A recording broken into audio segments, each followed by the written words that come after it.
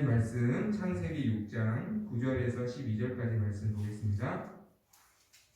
창세기 6장 9절에서 12절까지의 말씀입니다.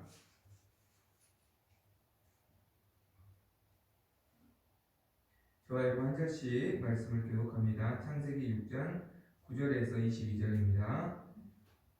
이것이 노아의 조건이라. 노아는 의인이요 당대의 완전한 자라. 그는 하나님과 동행하였으며 세 아들을 낳았으니 셈과 함과 야벳이라. 그때 온 땅이 하나님 앞에 부패하여 포악함이 땅에 가득한지라. 하나님이 보신즉 땅이 부패하였으니 이는 땅에서 모든 혈육 있는 자의 행위가 부패함이었더라. 하나님이 노아에게 이르시되 모든 혈육 있는 자의 포악함이 땅에 가득함으로 그 끝날이 내 앞에 이르렀으니 내가 그들을 땅과 함께 멸하리라. 너는 고페르 나무로 너를 위하여 방주를 만들되 그 안에 칸대를 막고 역청을 그 안팎에 칠하라. 내가 만들 방주는 이러하니 그 길이는 300규빗, 너비는 50규빗, 높이는 30규빗이라. 거기에 창을 내되 위에서부터 한 규빗에 내고 그 문은 옆으로 내고 상중하 3층으로 할지니라.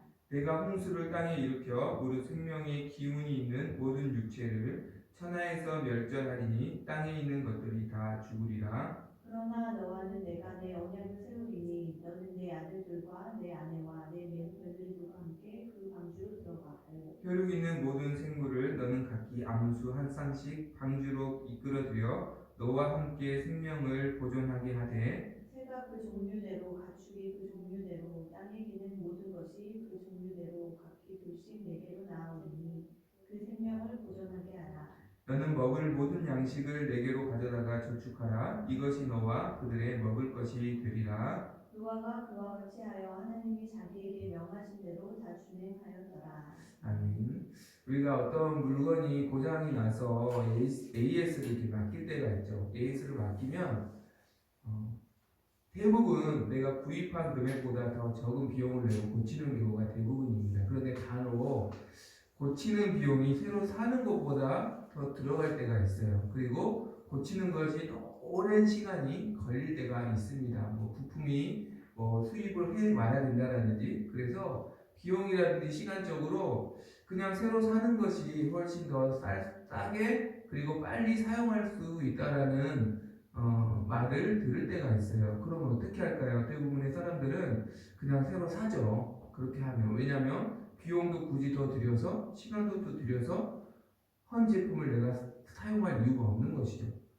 훨씬 시간과 돈을 절약하면서 새 제품을 쓸 수 있기 때문에 대부분의 사람들이 그런 경우에는 새 제품을 구입할 것입니다.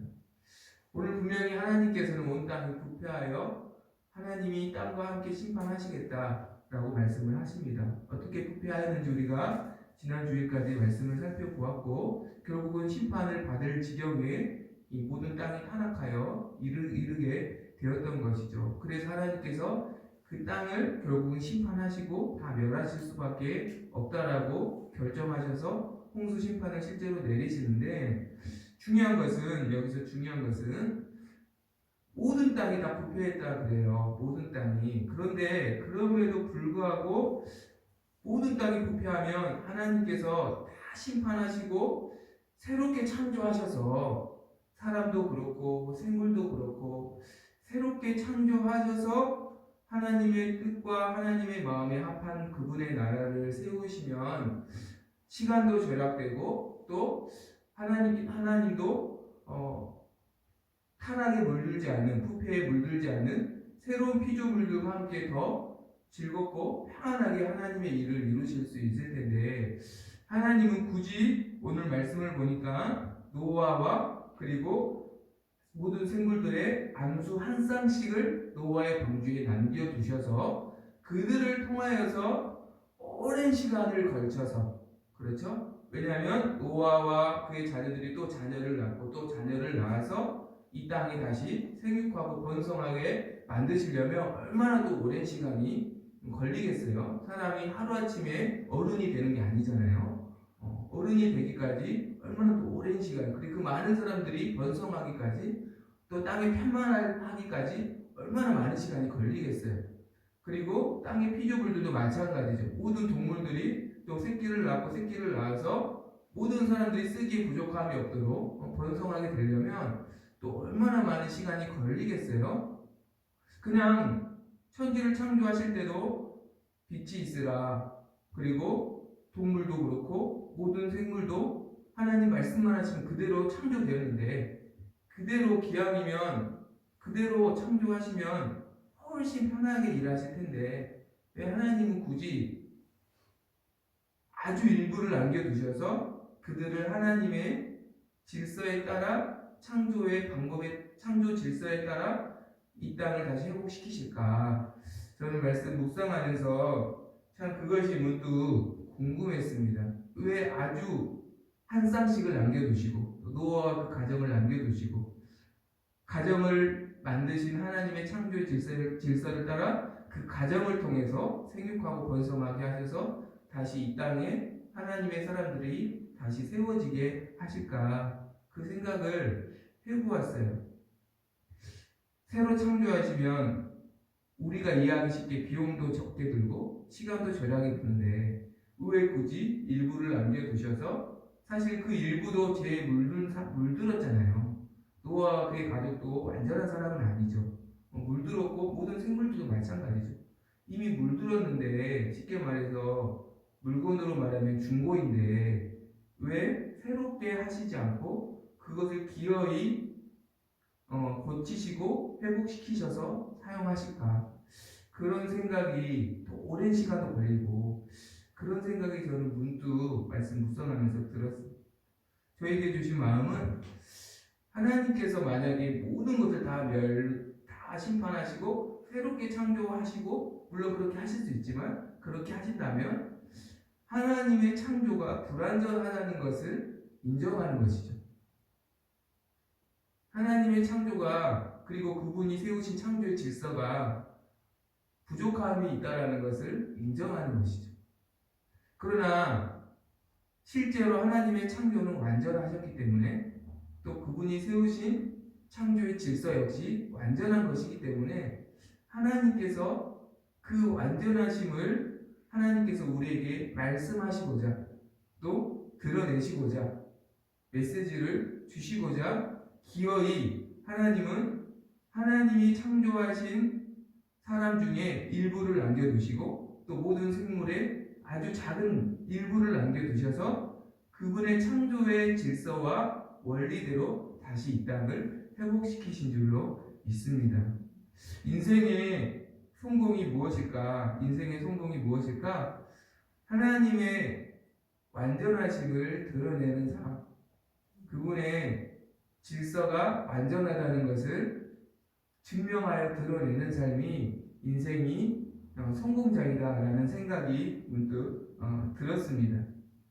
하나님은 이 땅이 타락하여 심판하실 수밖에 없었지만 이 땅의 심판은 사람의 타락한 것이지 하나님의 창조 사역이 실패한 것이 아니라는 것을, 그리고 그분의 질서가 불완전한 것이 아니라는 것을 오늘 우리에게 말씀해주고 싶으신 것이죠. 사무엘상 4장에 보면 이스라엘 백성이 타락하여서 하나님이 블레셋과 전쟁을 하게 되는데, 그때 이스라엘 백성들이 하나님의 언약궤를 가지고 가서 싸웁니다. 그런데 하나님의 백성인 이스라엘이 져요. 그리고 언약궤도 뺏겨버려요, 블레셋에게.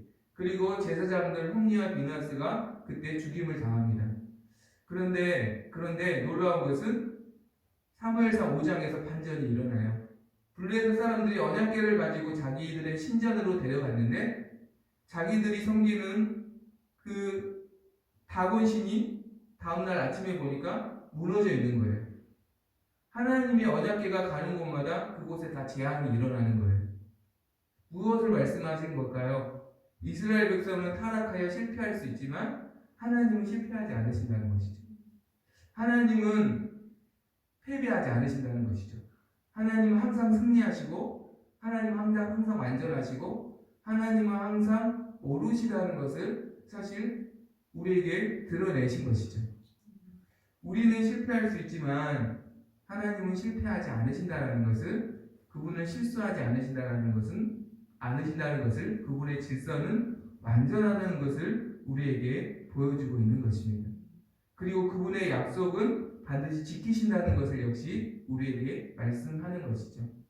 오늘 말씀을 보니까 18절에 보니까 하나님께서 노아에게 이렇게 말씀하십니다. 너와는 내가 내 언약을 세우리니 이렇게 말하죠. 어떤 언약일까요? 아담에게 했던 언약이죠. 내가 너의 후손을 생육하고 번성하게 할 것이고 너를 통해서 여자의 후손이 오게 할 거야. 이 여자의 후손은 바로 사탄을 이기고 우리를 구원할 예수 그리스도를 말씀하는 것이죠. 결국은 아담의 후손이 다 타락하여서 이 언약을 이룰 그런 상황이 되지 못했을지라도 그 언약은 폐기되지 않고 노아를 통하여서 갱신이 되어서 하나님께서 그분의 약속을 이루신다는 것을 우리에게 보여주고 있는 것입니다. 하나님의 약속이 반드시 이루어진다는 것을 하나님께서 어떠한 상황 속에서도 그분의 약속을 이루신다는 것을 우리에게 보여주는 것이죠.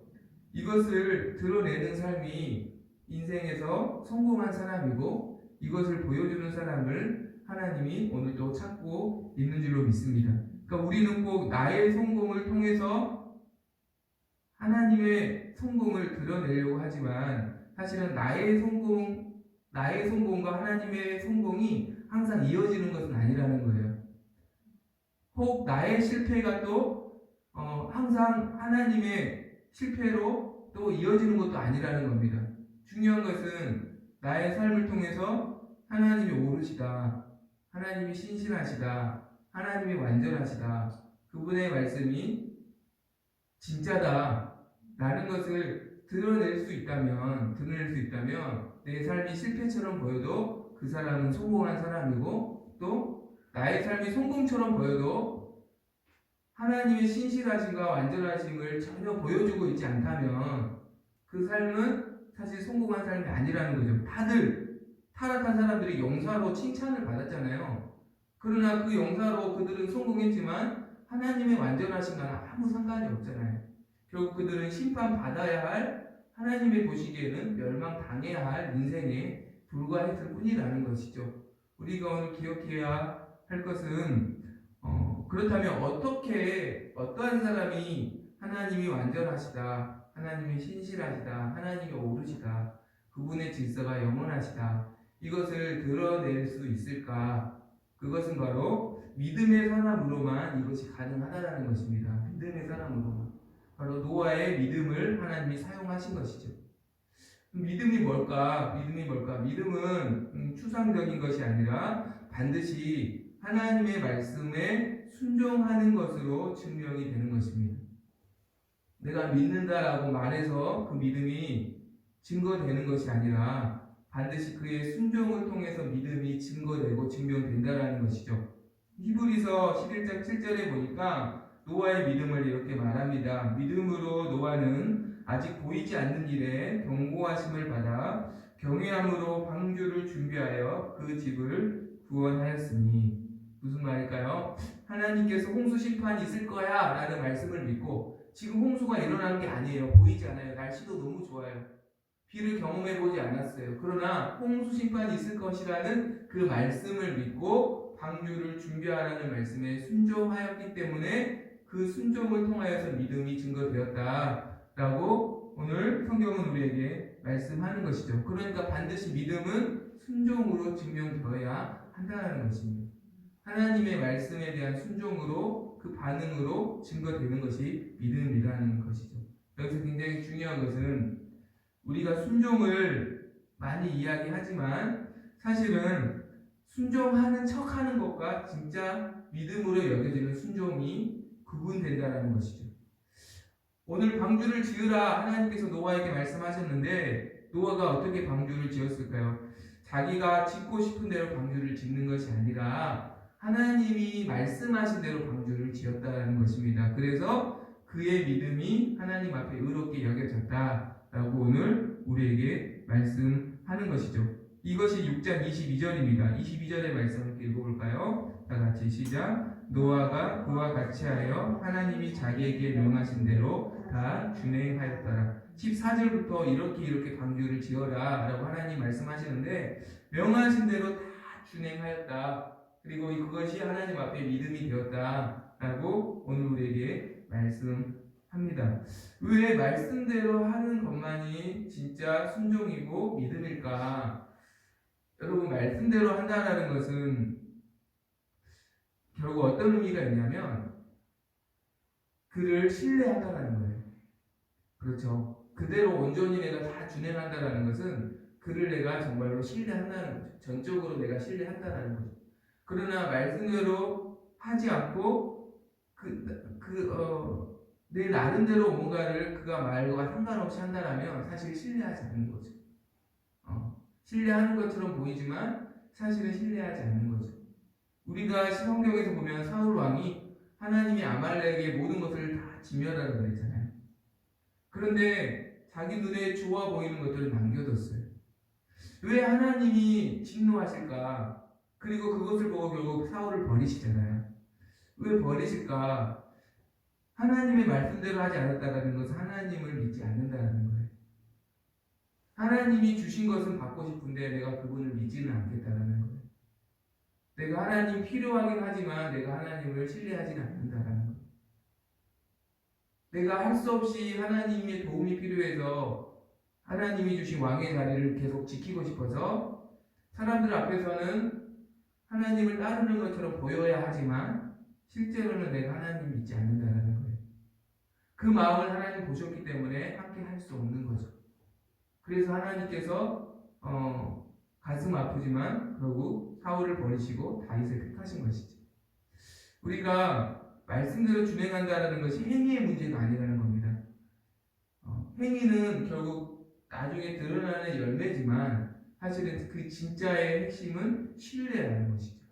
하나님을 온전히 신뢰해야만 또 신뢰할 수 있어야만 하나님의 말씀대로 준행한다, 순종한다. 오늘 노아가 하나님의 말씀대로 준행하여 방주를 지었습니다. 그런데 안타깝게도 우리가 순종을 한다고 하지만 사울과 같이 순종하는 척하는 것으로 그것이 순종인 것처럼 속을 때가 있고 그렇게 마귀에게 유혹을 받을 때가 있습니다. 그 이유가 무엇일까? 그러나 여기서 한 가지 구분해야 할 것은 무엇이냐면 신앙이 자라는 과정에서는 하나님께서 하나하나 가르쳐 주시고 믿음이 자라가는 과정이기 때문에 처음부터 모든 걸 완전하게 할 수는 없죠. 그러나 충분히 그것을 할 수 있을 만큼 은혜를 받은 상태에서 또 그것을 할 수 있는 능력이 있는 상태에서 의도적으로 하나님 말씀과 상관없이 자기가 행하는 것을 변질이라고 그러고 타락이라는 것이죠. 그러니까 내가 잘하는 과정이 있는지 아니면 내가 변질되고 타락한 것인지를 구분할 필요는 있습니다. 구분할 필요는 있어요. 사울 왕과 같은 경우는 얼마든지 그렇게 할 수 있었는데 하지 않은 것이죠. 하나님이 그렇게 할 수 있는 모든 걸 주셨는데 그렇게 하지 않은 것이죠. 자, 다시 말씀으로 돌아가서 왜 우리가 순종하는 척하는 것에 유혹을 많이 받게 될까? 몇 가지를 생각을 해봤는데 하나님의 말씀대로 하면 굉장히 더디기 때문에 그럴 것 같아요. 오늘 하나님이 말씀대로 14절부터 방주를 이렇게 지으라 14절에 보니까 너는 고페로 나무로 너를 위하여 방주를 만들고 칸들을 막고 역청을 안팎에 칠하라. 그리고 방주의 크기까지도 15절에 말씀하시죠. 그리고 창을 어디에 내야 할지 문을 어디에 내야 할지 하나님께서 다 말씀하십니다. 고페르 나무는 전나무를 말하는 것이고 굉장히 단단한 나무입니다. 사실은 다른 나무를 사용하면 더 다루기가 쉽고 빨리 배를 건조할 수 있을 거예요. 그리고 칸을 만들지 않았다면 또 역청을 바르지 않았다면 훨씬 쉽게 그리고 빠르게 배를 만들 수 있을 것입니다. 그리고 굳이 이렇게 크게 만들지 않는다면 이 방주의 크기는 약 135m 정도 돼요. 크기가. 넓이는 22m 정도 되고요. 높이는 한 13m 정도 되고요. 그렇게 크게 만들 필요가 있을까 해서 적당하게 우리 가족 들어갈 정도 이렇게 말씀드리지 않았다면 훨씬 빠르게 만들 수는 있을 거예요. 근데 여러분 이 방주에서 노아와 그 가족과 또 앙수 한 쌍씩 생물들이 얼마를 살았냐면 1년 이상을 살아요. 1년 이상. 만약에 튼튼한 전나무가 아니었다면 1년을 버틸 수가 없었을 거예요. 그 홍수를. 그리고 만약에 역청을 바르지 않았다면 1년 동안 물이 새지 않을 수가 없었을 거예요. 그러니까 빨리 하는 게 중요한 게 아니라 안전한 게 더 중요한 것이죠. 자동차가 아무리 빨라도 브레이크가 없는 자동차 누가 타겠어요? 시속이 뭐 500km가 나온다. 그런데 브레이크가 없다. 그 차를 누가 타겠어요? 빠른 게 중요한 게 아니라 안전한 게 중요한 거죠.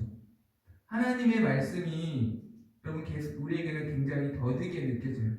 내가 이렇게 말씀대로 하면 나의 성공이 늦게 될 것 같고, 내가 원하는 게 늦게 이룰 것 같고, 내가 당장 원하는 것을 당장 얻지 못할 것 같은 그러한 현실을 우리가 마주할 때 말씀의 방법을 버리고 나름대로의 방법을 택하고 싶은 유혹을 받습니다. 그러나 여러분 기억하십시오. 빠른 것이 중요한 것이 아니라 안전한 것이 중요합니다. 하나님의 말씀은 가장 안전합니다. 하나님의 말씀은 생명의 길입니다. 노아와 그의 가족과 모든 생물들의 생명을 보존할 유일한 길입니다. 그렇죠. 또한 우리가 이 순종하는 척하는 것에 나름대로의 순종의 유혹을 받는 또 하나의 이유는 굉장히 하나님의 말씀대로 하는 것이 비효율적으로 보여요. 사람들이 노아를 봤을 때 뭐라고 생각했을까요? 아무것도 하지 않고 배만 만들고 있는 홍수를 경험해보지 않는 시대 사람들이 우리는 그래도 홍수를 뉴스라도 간혹 경험하잖아요. 그래서 배가 필요하겠다라고 우리 세대에서는 생각할 수 있지만 홍수가 무엇인지도 알지 못하는 사람들이 모든 것을 포기하고 방주를 짓는 노아와 그의 가족을 볼 때 얼마나 미련해 보였을까요? 100년 이상 그 일을 하고 있는 노아를 보았을 때 얼마나 미련해 보일까요? 여러분 그러나 홍수 때 미련해 보이는 그 방주가 유일한 구조선이 되었어요. 효율적인 것이 내게 가장 좋은 것이 아니라 가장 성경적인 것이 내게 가장 좋은 것이라는 것을 믿음을 가져야 합니다. 14절을 여러분 묵상해 보세요. 너는 고페르 나무를 위하여 하나님을 위하여 만들라는 것이 아니라 너를 위하여. 그렇죠? 너를 위하여. 가장 성경적인 것이 가장 내게 좋은 것이라는 믿음이 있어야 합니다.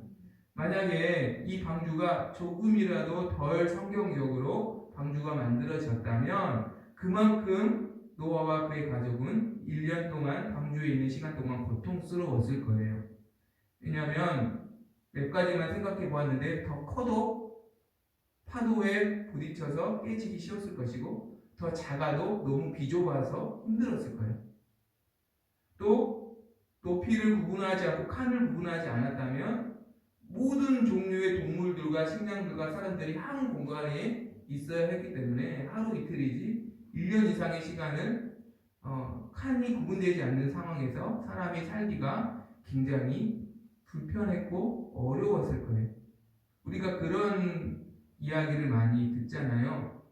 청교도들이 신앙의 자유를 따라서 미국 땅으로 이제 갔을 때 배 안에서 죽은 사람도 굉장히 많았죠. 열악한 환경이니까. 그러니까 그렇게 될 수도 있었다는 것이죠. 또 찬이 만약에 위에 있지 않고 옆에 있었다면 여러분 어떻게 됐을까요? 배 안에 있는 노아와 그의 가족들은 하나님의 심판을 받고 죽어가는 사람들을 볼 때 마음이 편했을까요? 굉장히 마음이 힘들었을 거예요. 그러나 창이 옆에 있지 않고 오직 하늘만 바라보게 하셨죠. 오직 하늘만 바라보게 하셨어요. 오직 하나님만 바라보게 하나님께서 1년 동안 하나님 바라보고 기도하게 하나님 만드신 것이죠. 이 모든 것들이 하나님이 가장 노아에게 가장 그의 가족에게 가장 좋은 길로 방주를 만들려고 하신 것이죠. 그런 경우를 봅니다. 나름대로 순종을 가진 사람들의 모습, 물론 이게 저의 모습도 자유롭지 않죠. 그럴 때가 있어요. 순종을 하긴 하는데 나름대로 순종할 때가 있어요. 심판을 받지 않죠. 그리스도 그 안에 있으니까. 그러나 신앙생활이 참 고통스럽다. 신앙생활에 어떤 참 평안이 없다. 어떤 신앙생활에 참된 기쁨이 없다. 근심과 복이 좀 함께하는 느낌을 가질 때가 있어요. 가질 때가 있어요. 나름대로 신앙생활하는 사람들의 공통점이 아닐까. 심판은 받지 않지만 신앙생활이 기쁘지가 않고 뭔가 항상 어려움들이 있고 그런 것들이 물론 저도 자유롭지 않고 저도 그럴 때가 많죠. 그것을 보게 됩니다. 그러나 복을 받았던 신앙의 인물들을 보면 항상 말씀대로 준행했던 사람들, 미련해 보인 만큼 성전을 지으라 솔로몬, 다윗, 그리고 성막을 만들었던 모세, 다 하나님의 방법을 따라 그들이 그것을 만들었고 그 가운데 하나님의 영광이 임하였던 것을 우리는 보게 됩니다. 감사해요. 어떻게든 성경적으로 나를 바꿔보려고 노력하는 모습이 참 귀한 것이고 그것을 볼 때 그 사람에게 하나님 반드시 복을 예비하신 것이 아닐까라는 그런 생각을 저는 해봅니다. 더 성경적인 것이 내게 가장 좋은 것이라는, 어떻게 하면 더 효율적으로 일을 할까가 아니라 어떻게 하면 더 성경적으로 일을 할까, 이것이 우리의 가장 큰 고민이 되었으면 좋겠고 기도 제목이 되기를 소망합니다. 또 순종이 어려운 것은 마지막으로 두려움이죠. 왜냐하면 하나님의 말씀을 다 지키기에는 나의 연약함을 내가 누구보다 잘 알잖아요. 내가 어떻게 이걸 다 지킬 수 있을까, 이걸 다 할 수 있을까, 그런 두려움이 우리 모두에게는 있습니다. 여러분 보세요. 오늘 방주를 하나님이 지으라 노아에게 말씀하셨고, 그리고 방주만 지으라고 한 게 아니라 모든 먹을 식량을 저축하라고 말씀하셨고, 더 중요한 것은 20절의 말씀을 보니까 19절 20절에 보니까 모든 생물에 호흡 있는 생물들을 한 쌍씩 방주로 들여 넣어라 라고 하나님 말씀하십니다. 방주를 지을 때 노아의 마음 가운데는 두려움이 있지 않았을까, 그런 생각을 해보았어요. 방주를 내가 지으는 것은 시간이 걸리더라도 열심히 꾸준하게 하면 지어지겠지만, 여러분 생물들이 한두 종류가 아니잖아요. 이 모든 생물들을 내가 무슨 수로 다 방주에 다 들여놓을 수가 있지 라는 그런 두려움이 사실 노아에게 있지 않았을까. 그것은 노아가 할 수 없는 영역이고 분명히 한계가 있는 영역이죠. 방주를 만드는 것도 쉽지 않았지만 그것까지 생각했을 때 노아에게는 두려움이 있지 않았을까라는 생각이 들었어요. 그런데 노아가 방주를 만들고 방주가 완성이 다 되었을 때 7장 9절의 말씀을 보니까 하나님이 노아에게 명하신 대로 암수 둘씩 노아에게 나와 방주에게로 들어갔다라고 말씀합니다. 그러니까 방주가 완성되자 하나님이 암수 한 쌍씩을 방주로 보내신 거예요. 그러니까 그들이 하나님의 보내심을 받아서 스스로 노아가 만든 방주 앞에 나온 겁니다. 나온 거예요. 이 정말 놀라운 말씀이죠. 저는 말씀 보면서 그런 생각이 들었습니다. 하나님은 순종하는 자의 순종을 도우신다. 하나님은 믿음 위에 믿음을 더하신다. 불의 전차라는 영화가 있습니다. 영국의 육상 선수 에릭 리들이라는 그 선수에 대한 영화인데, 이 선수는 1924년에 파리 올림픽에서 400m 금메달을 땄던 사람입니다. 원래 이 에릭 리들은 100m 달리기가 자기 주종목이었고 100m 금메달이 확실시 되는 가장 강력한 우승 후보였습니다. 영국의 영웅이었죠. 그런데 에릭 리들이 올림픽 경기 편성 일정을 보니까 주일에 100m 결승이 있는 거예요. 그래서 이날은 하나님의 날이어서 저는 경기하지 않습니다 라고 말했고, 그것으로 인해서 영국이 뒤집어집니다. 자기밖에 모르는 이기적인 사람이라고, 조국을 배신하는 사람이라고, 이런 엄청난 비난을 그 선수가 받게 됩니다. 그러자 그 선수는 기도하면서 대신에 저는 주종목인 100m를 포기하고 그리고 그날 나는 하나님 예배할 것이며 대신에 평일에 있을 400m에 제가 선수로 뛰겠습니다. 거의 자기의 주종목과는 거리가 멀었던 400m를 자기가 뛰겠다라고 말한 것이죠. 그런데 놀랍게도 400m의 금메달을 예린이들이 따게 됩니다. 어떻게 금메달을 딸 수 있었습니까? 라는 기자의 질문에 아주 유명한 말을 우리에게 전해 주었습니다. 처음 200m는 내가 뛰었고 나머지 200m는 하나님이 뛰셨습니다. 저는 200m는 그의 한계였다고 생각해요. 그러나 주일에 하나님이 예배하기 위해 믿음으로 반응했던 그 믿음을 하나님이 도우셔서 나머지 200m를 띄워주셨다고 합니다. 마치 노아의 한계가 방주를 짓는 것까지였다면 나머지를 하나님이 행해 주셨던 것처럼 하나님은 오늘 또 작은 순종을 귀하게 여기셔서 그 순종 위에 순종을 더하여 주시고 그리고 믿음 위에 믿음을 더하여 주시는 분이라는 것을 여러분 기억했으면 좋겠습니다. 작은 믿음이 있다면 두려워하지 마시고 그 불을 꺼뜨리지 마시고 그 믿음을 도전할 수 있기를 바랍니다. 순종을 시작할 수 있기를 바랍니다. 하나님께서 순종 위에 순종을 더해 주시고 믿음 위에 믿음을 더해 주시고 은혜 위에 은혜를 더해 주셔서 우리를 하나님의 성공을 또 하나님의 영광을 이름을 드러내는 데 사용해 주시기를 간절히 소망합니다.